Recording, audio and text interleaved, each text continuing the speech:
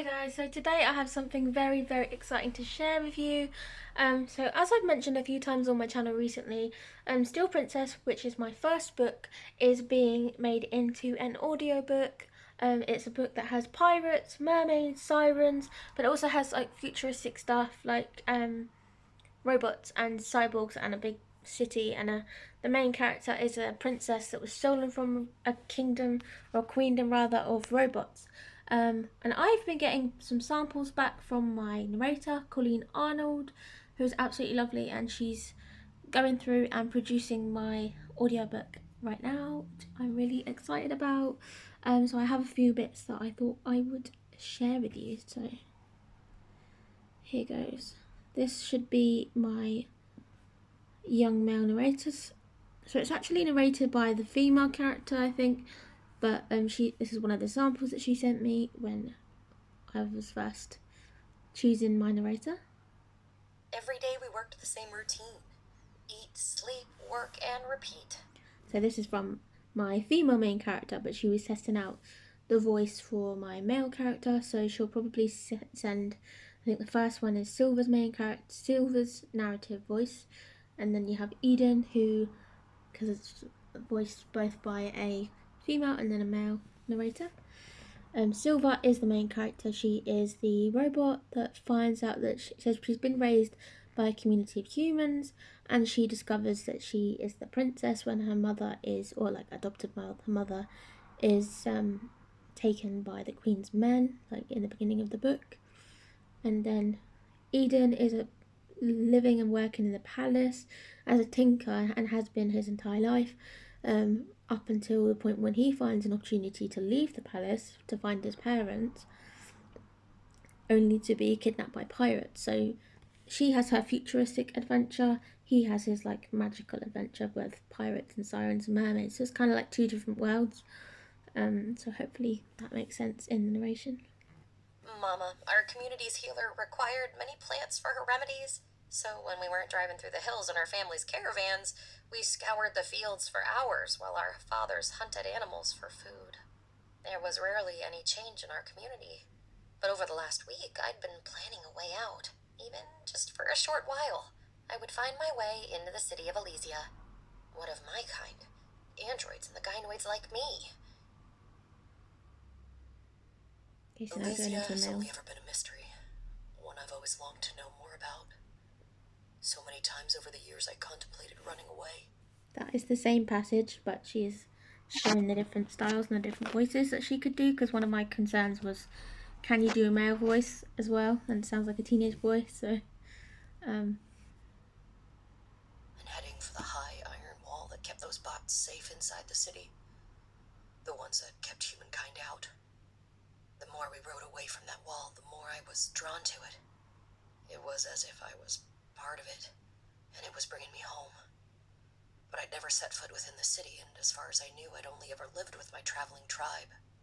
As the only gynoid in my human community, I wondered whether this was where I truly belonged. Always travel. so that is actually Silver's narration. Silver's part of the book, but being narrated in Eden's voice. He's going to have his own like parts of the book, obviously. But I'm really excited to see how it's all gonna go. Okay, so in the book we also have some siren scenes where she actually said that she's musically trained. Her name is Colleen Arnold. Just in case I didn't mention it. She's great, so check her out if you're interested in looking for a narrator and you really like what you hear from Still Princess. But yeah, so she offered to sing some of my sea shanties because she is musically trained. I wouldn't have minded either way, to be fair. So she said, do you want me to sing them? Do you want me to speak them? So she said that she could send me samples of both. I really like them being sung, but see what you think.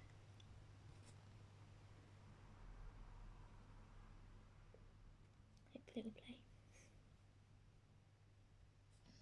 Delia was staring down at her crew as they struggled to keep their ship above the raging waves, screaming orders at each other, and even singing their way through the dark and stormy night. Chaos stirs upon the brink of war, but we will never stray from the sea. Some might laugh, say we're all fools, but this is where we will be. From the red dawn to the blackened sky, ne'er expect nothing more than to hear the laughter singing and drinking behind the ship's wooden door. It was hard to believe I shared the same blood as these people when I struggled to stay upright as the boat jerked while keeping hold of Princess Liara, who seemed to be growing heavier with each passing minute, either from the metal within her body or the water drenching her clothes. Or perhaps it was a mixture of both. Orin pushed me into the tiny cell room and closed the door behind me, but didn't lock it. So that was one of them. Show you another one. Away we go. This is dry. Why are we even bothering? Said Jay. Away we go, through the night, drinking and laughing, holding on tight. Nobody can break us here at sea.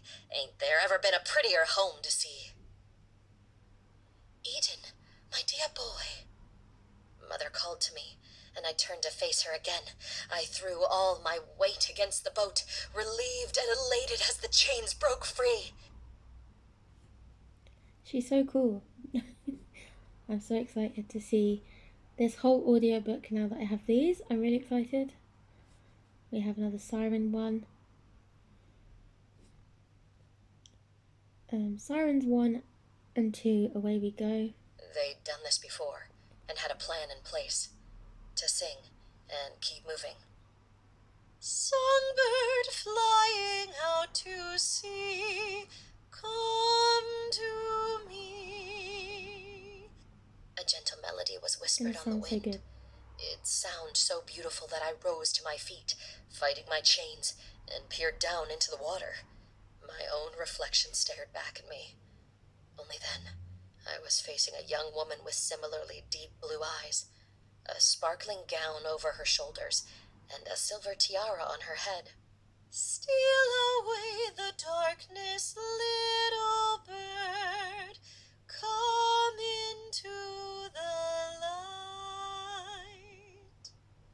I reached out a little further so the chains bit into my skin, but I didn't notice. I felt so warm inside, so at peace.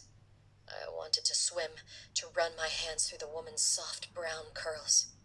Eden, she whispered, and then she was against the side of the ship, beside me. He thinks it's her mother, his mother. I stared into her blue eyes and was unable to tear my gaze away.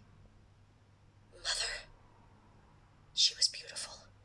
Tears welled in my eyes as I drank her in. She was singing so magnificently and with such grace. I needed to be with her, so I slammed the chains against the ship, trying to break them apart. But they wouldn't resist, and I was struggling. Keep going, Eden, her enchanting voice was saying. She was closer now. It wouldn't be long before we were together again. Come to me. Eden, she's not your mother. The voice behind me was quiet, and I almost didn't hear it over the chanting or mother's song. Will someone grab him? He's going to fall overboard. Slowly, I lifted my head and turned to find Adelia standing behind me. She's in the narrator with her book brothers too, close at her back. Why are we even bothering? Said Jay.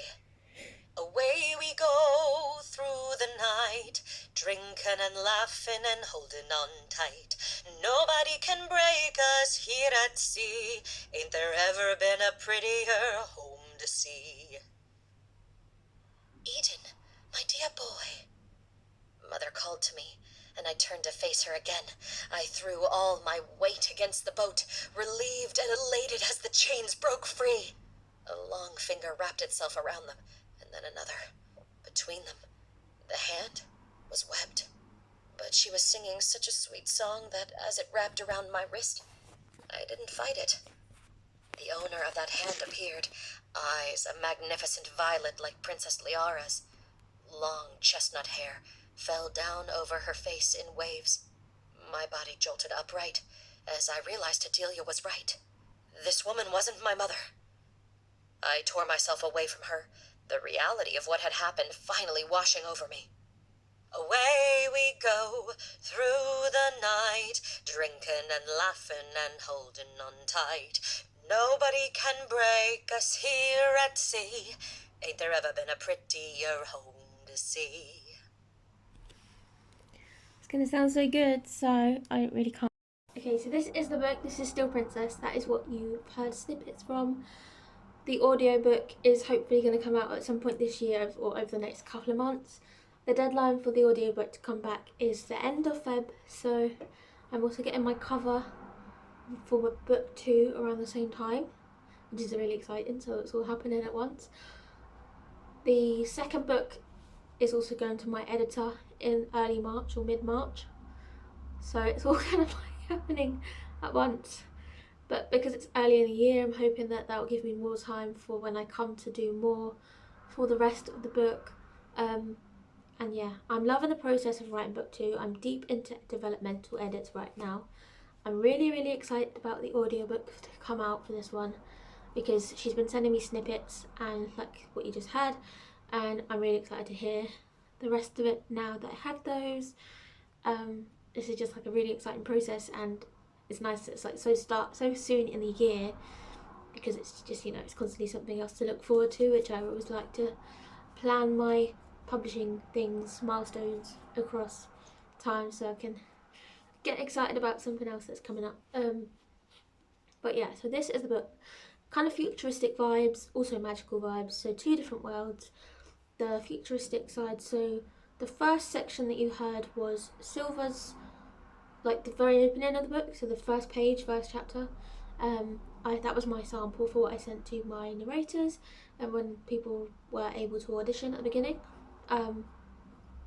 And yeah, I had some really good ones, but see, Colleen was the one that stood out to me the most, and I really enjoyed her work. And I'm excited to see how this audiobook comes out and how it goes. I want to also get an audiobook done for The Girl Behind the Glass, which is my other release, but that will hopefully come in time. And I'm hoping that I will stick with her for the rest of this series. There are going to be 3 other books after this one, including Songbird Air, which is what I'm editing at the moment, then Enchanted Prince and Kind Queen, and then a prequel called Cruel Queen as well. So The Girl Behind the Glass is the first book in a duology. I'm probably going to go with someone else for that series, just so, you know, different series, different voices, different vibes and things like that. And we'll see how it goes. So yeah, I'm really excited about all of this whole process, and I can't wait to receive it. And I hope you liked what you heard. Please do let me know what you think. If you've worked with Colleen before as well, let me know. I'd love to meet more people that have worked with her. And yeah, big things coming soon. I'm really excited to share and talk about once they happen. It's always an exciting process having parts of a new book coming out or a new format of a book coming out. But yeah, thank you guys as always for watching my video, and I will talk to you again in another video soon.